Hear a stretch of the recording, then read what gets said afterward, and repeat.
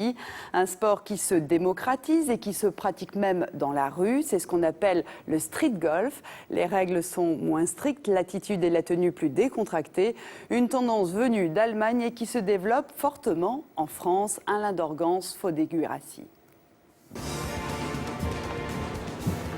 Arnaud Ponce, 33 ans, directeur adjoint dans une grande agence de publicité, pratique une activité décalée, le street golf, golf de la rue qu'il a découvert en 2007.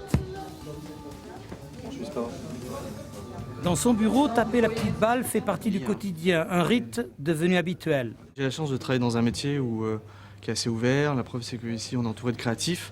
Donc, il n'y a pas de problème. Si j'étais, je pense, expert comptable dans un grand cabinet d'audit, ce serait peut-être pas la même chose. Mais là, je peux en tout cas pratiquer le street golf.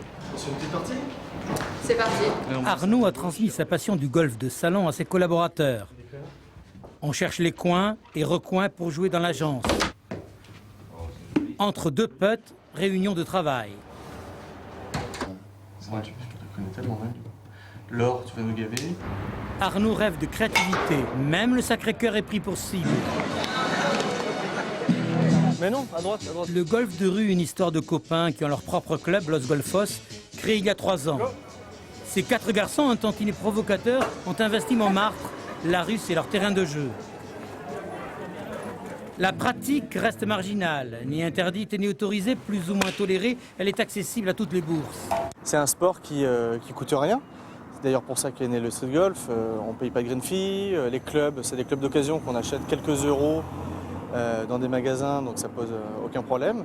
Il n'y a que les balles qui sont un petit peu chères encore, qui sont à 1 euro les vraies balles de street golf. Mais oui, ça reste hyper économique. Ça vous intrigue ? Ouais.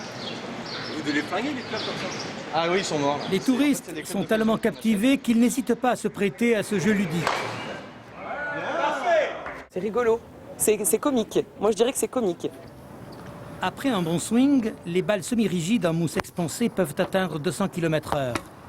Je pense pas que ce soit très dangereux. Après, moi je suis un peu tête en l'air, donc j'aurais tendance à pas regarder autour de moi et à me prendre la balle. Donc je suis pas sûre d'apprécier.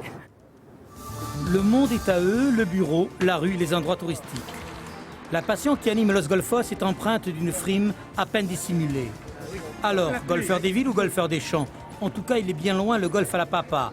Le street golf attire de plus en plus d'adeptes et est en passe à coup sûr de démocratiser ce sport de réputation bourgeoise.